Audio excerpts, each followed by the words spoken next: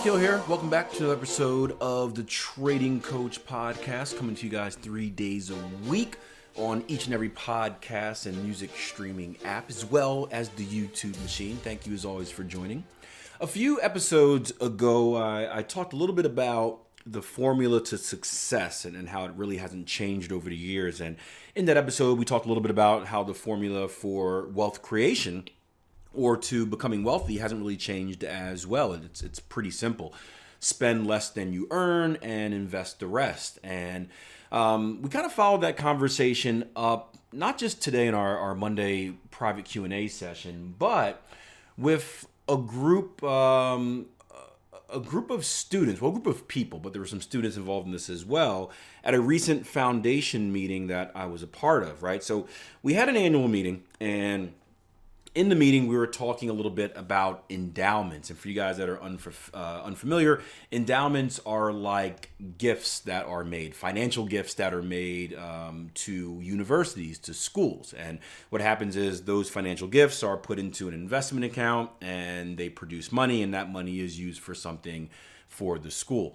And I heard this interesting fact where it was Harvard, right? Harvard's endowment was so big, right? I think it's like 36 trillion. You can fact check that. I have no idea if it's right, but it's so big that it can produce, right? It can produce enough income that it can pay for every single student that currently goes there and every single student in the future that would go there forever.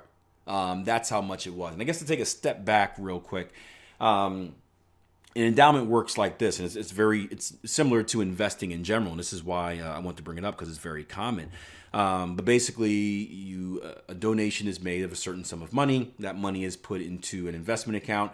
That investment account, because it's an investment account, creates money off of that money, and then that money is used for something else. So, for example, if you put $100,000 into an investment account, and let's say that investment account is making 30%, the return is $30,000, and that $30,000 is used to build something on campus, to pay for a scholarship, whatnot. The point is, the more you put into that account, the more it makes. The money can basically sustain something forever, and obviously, the more that's in there, the more stuff it could sustain.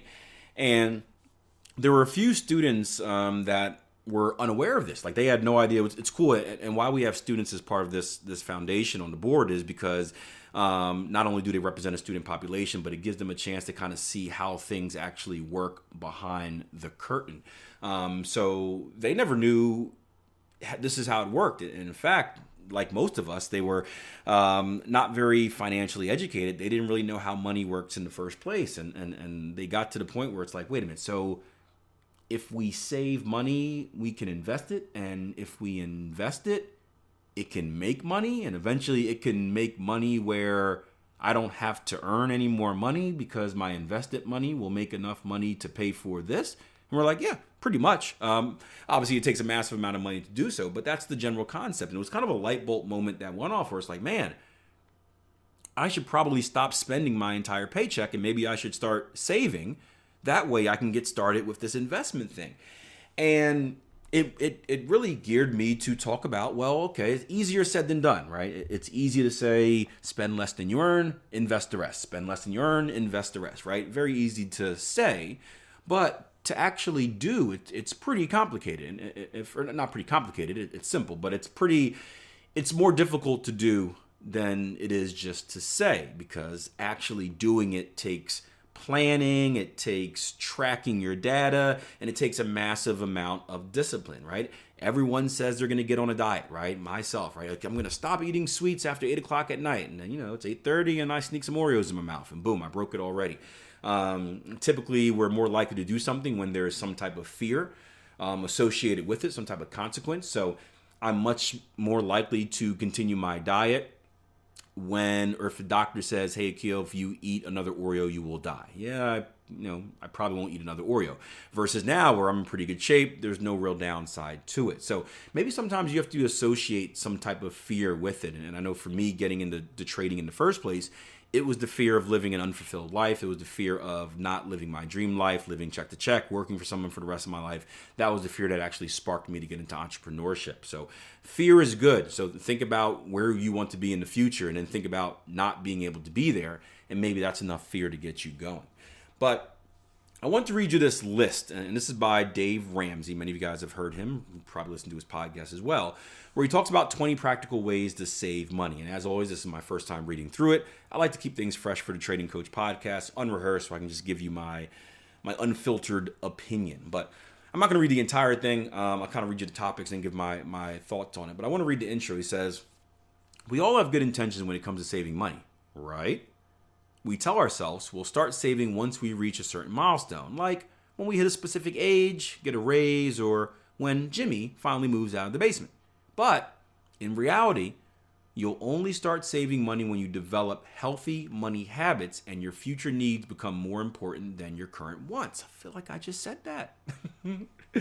I told you that the formula is simple. You ask any successful person, going back to, I think, episode 302, it's pretty much the same. Anyway, a lot of times our goal to save money isn't a big enough priority to delay the purchase of that new smartphone, kitchen table, or TV. So we spend our dollars away, or worse, go into debt to fuel our latest bout with want-itis. That debt then turns into a monthly payment that control our paychecks and our lives. Sounds overwhelming, right? It doesn't have to be. With a few tweaks to your spending priorities, you'll be on the fast track to saving money in no time. Check out our top 20 saving tips. And we'll go tip number 1. I don't think it's in any particular order, but tip number 1, say goodbye to debt. Monthly payments are the biggest obstacle to saving money. Debt robs you of your income. So it's about time you get rid of that debt. The fastest way to pay off debt is with a debt snowball method. This is where you pay off your debt in order from smallest to largest. Sounds kind of intense, right? Don't worry. It's more about behavior change than numbers. Once your income is freed up, you can finally use it to make progress towards your saving goals. And I don't think people understand in general how crucial debt is. I wish I had a whiteboard in front of me that I can show you, and this just wasn't audio. But so I think we understand that the general premise is we need to save more money than we spend. That should be, that's there, right? And in doing so, right? In doing so, we need to cut our expenses. Now, people don't look at debt as an expense, but it is a massive one. And I know people, I have friends and colleagues that I work with that have $20,000, $30,000 worth of credit card debt. And it doesn't really seem like much because you're like, it's credit card debt. I still got more on my limit. I can pay it off later. But I challenge you to do this. Call your credit card company up, or probably just go online, right? It says 2020 Akil. You can do stuff like that. Go online, look at your statement, scroll down, go past all the groceries and the phone stuff and all the other stuff you spent it on, and look at how much interest costs you per month. There's a good chance if you have a massive amount of debt, your credit card interest is probably one of the biggest bills on there. You may have groceries on top of that. That's usually a big one, right? But your credit card debt is probably bigger than a car payment. Probably bigger than any other treats that you treated yourself to that month. So by eliminating that, right? Just by eliminating that debt, it kills an extra bill, I guess you can say. So getting rid of that debt should be the number one priority. You want to be debt free. Now there is such thing as good debt, but credit card debt isn't one of them. So get rid of that debt. I've got all types of methods on eliminating debt. On this one, he says, start with the smallest one first, because that creates a good habit. And what that does is it gives you a small win. Right? It's no different than, I've done podcasts in the past about how to be more productive, how to get stuff done, how to make like a master to-do list and stuff like that. Don't underestimate the small wins. Meaning that the feeling you get, we had a good conversation in the live room or the Q&A session today about feelings, and we're talking about multiple target taking and how people like shooting for bigger targets because it feels better, even though it actually isn't better, right? So feelings are big to us as human beings. And don't underestimate how good task completion feels. To get rid of something is a big win, And what it does is it motivates you to do the next thing. What I mean by that is if you have two credit card debts, let's say one is $20,000 and one is $2,000, right? You're going to be chipping away forever to get rid of that $20,000 debt. And it's going to be discouraging because you're gonna make a big payment. Yeah, I paid $5,000 off. Woohoo! And you're like, I got $15,000 left to go. And with that $15,000, again, it's still accumulating each and every month because of what you're paying with it and the interest, right? So it just seems like a battle that is never going to be complete. And each day, it's like you're losing and losing and losing. You get discouraged. By knocking off that small one right away, boom, that's a win. Boom, I eliminated one. Chop it up, throw it away. Whew. That's a win. And that win's going to give you the spark and motivation to go on to that next battle, which is going to be bigger. Obviously, it's also going to free up some money as well. Next one, step number 2. I hope I don't spend that long on all of them because we're going to be here for 2 hours. Cut down on groceries. Most people, after they do a budget, are shocked to find out how much they're actually spending on grocery at the grocery store each month. And if you're an average American family, because we eat way too much here in America, you're probably spending around $650. It's easy to walk through those aisles grabbing bags of Oreos. How did he know? Here, and a bag of chips there. And then to top it off with fun goodies at the register. But those little purchases or budget busters add up quite a bit and end up blowing the budget every single month. You guys know I'm a grocery shopping nerd. I love the supply and demand. I love the game of pricing and the mental kind of exercise of 2-for-1s and 1-for-2s and buy one get one half off and generic brands versus this brand. It's fun to me. You also know my story about how the small things can add up, right? My biggest claim to fame here, and by claim to fame I mean the things that you guys make fun of me the most, was my addiction to dark chocolate, Milky Ways, Baby Bell cheese, and Gatorade, where I was spending about $200 a month doing it. And it didn't seem like much, but it was a daily routine of stopping by the store on my way to work, where I would just stop by, get it. It would cost like $5 maybe, and then it's $5 on Monday, $5 on Tuesday, $5 on Wednesday, $5 on Thursday. Right before you know it, boom, you're spending a massive amount of money on small things, and you don't even know it. Dave says, if you're really trying to find ways to save money, try grocery pickup. Another option is planning out your meals each week in advance to take a good look at what you already have in your pantry. Yeah, it's essentially be smart. There's a few ways you can be smart. One is use coupons. There's lots of coupons, right? Lots and lots and lots of coupons.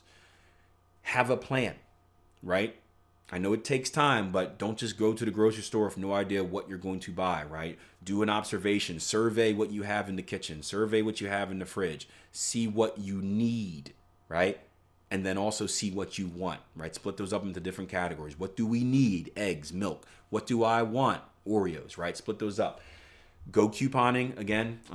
If you're like me, I go to a store that has the coupons right on the phone. So I can go to the phone, scroll down, get coupons. I also have the paper coupons as well. And then also go middle of the week. Right, we've talked about this before. The middle of the week is going to be the cheapest day because that's when they're typically, right, stores stock themselves for the weekend rush. By the time the weekend rush is over in the middle of the week, they need to make room on their shelves to prepare for the next weekend rush. So they're trying to get rid of the stuff that didn't sell. So especially stuff like meat. You can get meat very, very cheap in the middle of the week because guess what? It's going to expire in a few days. So if you plan your meals, even if you go, I know a couple that we are friends with that go every day, right? They go, they buy the meat on sale, they cook it right away, or they freeze it right away, and boom, they save themselves money. Obviously, buying in bulk, if you're able to, helps as well. But so many different ways you can attack the grocery store and spend less. It's really is amazing. You can also go to farmers markets and stuff like that. Next, number 3. Cancel automatic subscriptions and memberships. So we're talking about those automatic things that you don't pay attention to. I had a gym membership for 2 years that I didn't cancel. I meant to cancel it for 2 years and I didn't. Why? Because it was only costing me $10 a month. And again, $10 a month wasn't anything that really hurt me, right? $10, that's nothing. I spend that on dark chocolate, Milky Ways, Baby Bell cheeses, and Gatorade. But over 2 years, right? So $10 a month is $120 a year, and there's probably an annual fee in there, so $150 a year. And then we're doing that for over and over and over. It's going to bleed your account. And then when you add up your $10 gym membership, your $20 Netflix membership, your $10 Hulu membership, your $10 Spotify membership, before you know it, those automatic memberships are costing you maybe $50, $100 a month. And the question is how many you're actually using. Now, again, if you're using something, use it. Right? That you keep it, I should say, right? I use Spotify all the time in my workout music, right? So I keep Spotify. I use Netflix all the time, right? I had Hulu for a little bit. I wasn't even using it, so I got rid of it, right? So go through and ask yourself, what am I actually using? What am I not using? And can one thing make up for the other? So if you're a Netflix subscriber and it's like, I only got it for this one Netflix original. I don't really watch anything else. Then you got to do some soul searching. Is it worth paying for it if you're not really using it?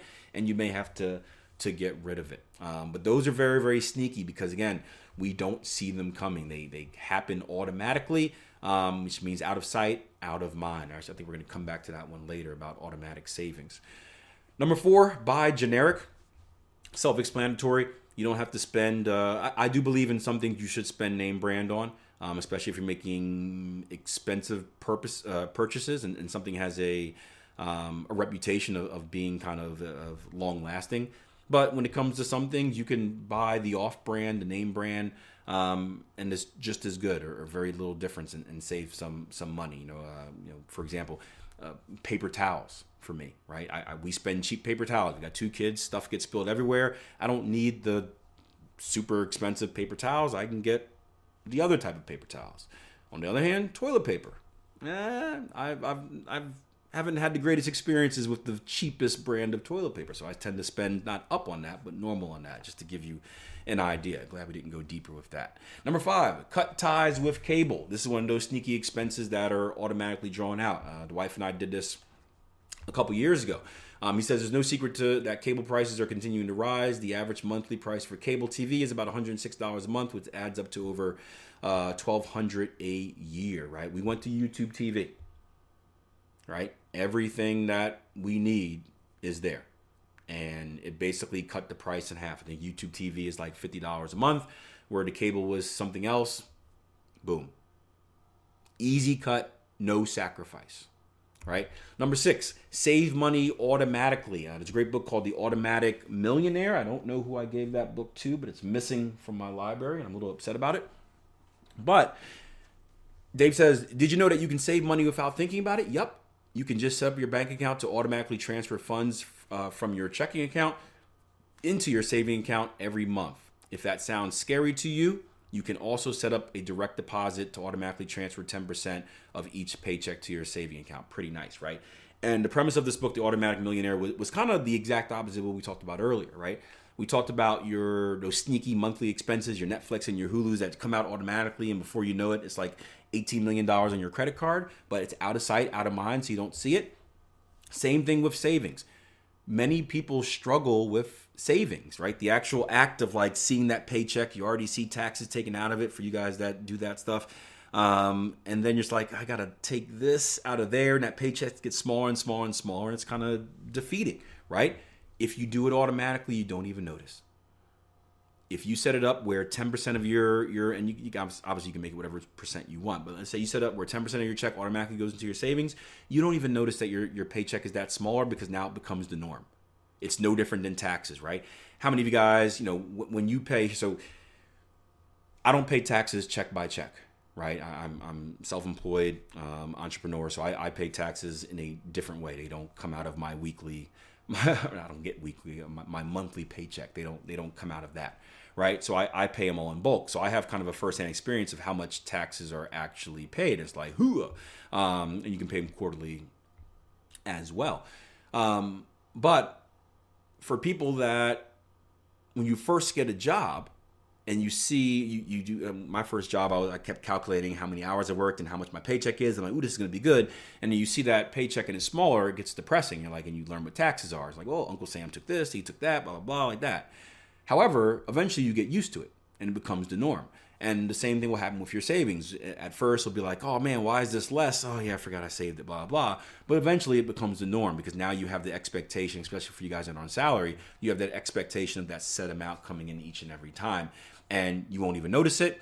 You'll be on a consistent plan of savings, and before you know it, you'll check your bank account and you'll have a big boatload of money in another account, which you can use for many different things, a nest egg, a kind of emergency fund, or start investing it like we talked about earlier. Put it to work. Number 7 was spend extra or unexpected income wisely. I don't think we need to talk about this too much. It's pretty self-explanatory. Don't buy dumb stuff. Be smart. 8 is reduce energy costs. Did you know that you can save money on your electric bill by making a few tweaks to your home? Start with simple things like taking shorter showers. Nope, we didn't say fewer, just shorter. Fixing leaky pipes, washing your clothes in cold tap water, and installing dimmer switches in your light bulbs, LED light bulbs. While new energy efficient appliances are a great way to save money on your electric bill, they're expensive. But if you work it into your monthly budget, you can pay cash for those small improvements. And this is big. This is another big one. So if you're looking for chunks of, places where you can save chunks of money, this is going to be a big one. We are very reckless with our energy here in the Stokes household. In fact, when we recently had the solar panels installed, or before we had them installed, we were doing kind of just an overall diagnosis of what we're spending, because I'm a numbers guy and I want to make sure it's worth it. And when we got the numbers back, the guy was like, is this right? I said, yeah, that's right. He's like, well, I congratulations, sir. I'm like, on what? He said, you broke the record of the most amount of electric spent that I've ever seen in the people he's worked with. I said, thank you. And there are a few reasons for it, right? Okay, so I work from home. You guys have seen my setup. It's running almost all the time. I turn it off more now, but that's a habit. It used to run all the time. I'll talk about the changes I made a little bit later. It used to run all the time. My wife also runs a business from home, so her operation is running all the time from home. We've got 2 kids, so the TV is usually on. There's all this other stuff on, right? It's always running. We also there's a mold problem in the basement that keeps coming back. So we've got 2 dehumidifiers running down. We have a big basement. That's essentially like running 3 refrigerators. So there's a lot of energy being sucked out. So, and again, not all of it is our fault, but what we started working on is when we saw this and we got the solar put in, we got the estimates of how much money it produced. Obviously, the solar isn't worth it, or the goal is for the solar panels to generate all the energy that we use. And at the time it wasn't. Even though we have like 100 panels on there, it wasn't making enough for what we were doing as far as we were overusing electric. So we just started getting smart, right? I don't need my computer to be on 24/7. So when I'm not in my trading hours or my work hours, I now turn it off, right? The TV doesn't always need to be on, right? My kid's still a little bit afraid of the dark, so you have to sleep with the lights on, but stuff like that, like leaving the space heater on all night. Right, we turn the central unit down, but we'll put a space heater on because they get cold. But maybe turning off in the middle of the night once he's fast asleep and he doesn't care. Small stuff like that. Shorter showers, being smart with laundry, not washing like 1 or 2 things at a time because a dirty diaper got somewhere. General habits, unplugging stuff. The coffee machine doesn't need to be in all the time, right? It's amazing how many little small things you can find around the house that will drastically reduce your energy bill. And we've been doing this for probably about 6 months now, and we've cut it in half. No lie. We've cut it in half. The amount that we were spending from last year in comparison to this year. I just looked at the stats this morning. We cut it in half. Now the solar's not quite matching it yet because it's the winter and we're getting those short days, and we've been raining for like the last month and a half here. But when the summertime comes, it's going to be exciting to see that we produce that extra energy and then we can actually store it, and that becomes money in the bag. But small things can make a massive difference. All right, we're going to skip through some. Here's one, number 10, borrow, don't buy. And this is for not necessarily like houses and renting, although that is a way to save money. Again, I don't want to get in that conversation because that could be a really, really deep one. The conversation of should we rent or should we own? I think it's very dependent on your situation and your goals. One is not better than the other. It depends on your particular situation and your goals. But stuff like, lawnmower, hedge clippers, snow blowers, right? Your neighbors got a lot of stuff, right? I'm fortunate enough I have 2 neighbors on the side of me. They both have snow blowers. Guess what I'm never buying? A snow blower. Because I'll just go to my neighbor, right? I'll say, hey, Jeremy, can I borrow my snowblower? Usually he's out doing it already because, it's a machine and us men like to just do stuff like that. But stuff like that. I had a friend of mine the other day that needed a tree cut down, and he was pricing out how much it takes to remove a tree.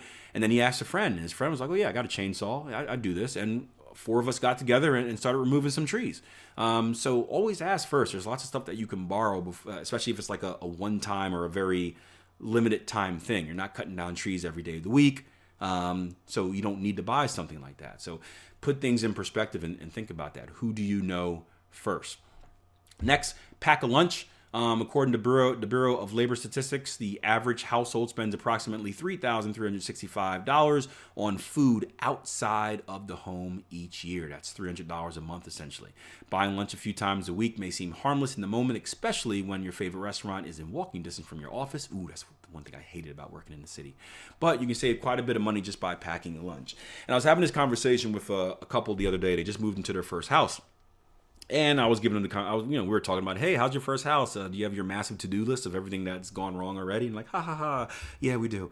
But they talked about just the young couple, the different perspective they had they're just learning about financial literacy, or they're both becoming financially literate, and they got themselves on a budget and a plan. Because before they were recently married, they were single, they were living in the city, and we happen to be in a city where there's a massive amount of food options and really, really, really good food. So it's so easy to get caught up. And when they were getting a house and started preparing for home ownership and all the other things that come with that, they wanted to manage their expenses better, and they realized how much they were spending on food. I mean, think about it like this: if you're eating out every day, what's a meal cost, right? And I'm not talking like fast food McDonald's, because if you shouldn't be doing that every day. But let's say you go to like a normal place and you eat out, right? You and someone else, you and your wife, or you and your husband, right? $20 on a good day for lunch at a cheap place, $40 if you're going to sit down someplace, right? Think about that every day. Again, my Milky Way, Baby Bell cheese, and Gatorade habit cost me $200 a month. This is going to cost you, it could cost you $200 a week. And then think about what the cost is of just packing your own lunch, making it yourself. You can save a massive amount of money doing that. And that's what this couple said they did. They said they stopped eating out. They started buying groceries themselves and, buying stuff in bulk and buying smart. And they're saving a massive amount of money just because they're not eating out. And they have their one day. I think they do 1 day a week or something like that. But still, you can save so much money just by not being in that lifestyle, I guess. Next one's ask about discounts, pay in cash. Skip past that. Take advantage of retirement savings. Skip past that. Lower your cell phone bill. We're gonna go. Here's one. Try a spending freeze. Don't buy any non-essential items for a week or even a month. Think about it as a commitment challenge. While you're at it, take inventory of what you're grateful for each day. This should help kick your want-itis in the pants. Make your spending freeze work by prepping meals with the food you already have, avoiding stores where you tend to impulse buy. Did someone say Target or Dollar Spot? And saying no to anything that isn't a basic necessity. I've actually never did this. Well, let me correct myself. I've done this not purposely. Back when I was struggling and didn't really have a lot of money, I went on a spending freeze for not a month, but multiple months, where I was eating ramen noodles and cheese sandwiches every day. But that's because I was trying to survive and make it in trading after recklessly quitting 3 of my jobs, thinking that I would be a successful trader in like a month. So it wasn't purposeful. It was kind of like a survival thing. But it's interesting. Give it a try. It's amazing, and I look back at those times now, and I'm glad those times have stuck with me, because it's amazing to see what you don't need. I think if you've never done this, if you've never been in a bad situation, and again, this is for, if you've been fed with a silver spoon your entire life, you're not used to really those survival skills of not having a meal on your plate each night. So it's different, but it's amazing to find out what you need and what you don't actually need. What is kind of like a luxury. So, for example, juice, drinks, those are all a luxury. Why? Because you can drink water. Right? Fancy pasta and steaks, right? Luxury, right? You can eat ramen noodles. You can eat peanut butter and jelly. right? Now, again, there's a balance you have to find. You don't want to torture yourself, especially if you don't want to go cold turkey and torture yourself if you've never done this before. But the idea, and what I assume he's trying to get is, you start eliminating some of the stuff that you don't need. You start realizing, hey, I don't have to buy this every time I go to the supermarket because I can survive off of this instead. And you slowly chip away at some of those the unnecessary expenses.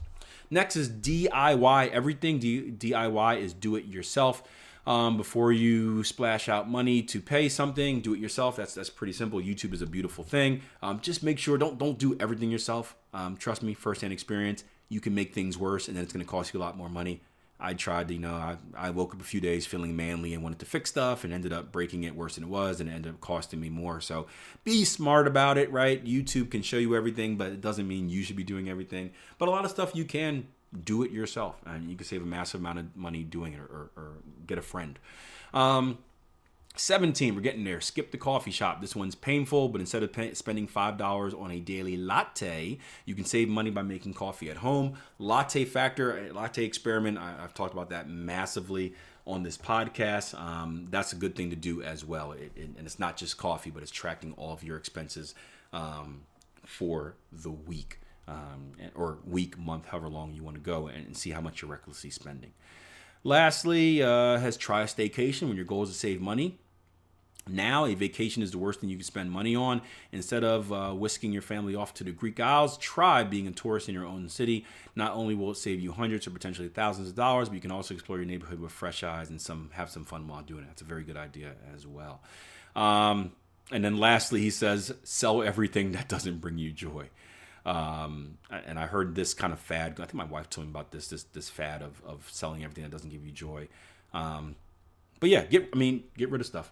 If you don't need it, get rid of stuff. Instead of just getting rid of it, if you can sell it, because some money is better than none money. And with these days, with like Facebook Marketplace or even just a good old fashioned garage sale or yard sale, if there's something you're not using that someone else may value, they may want to pay you for it.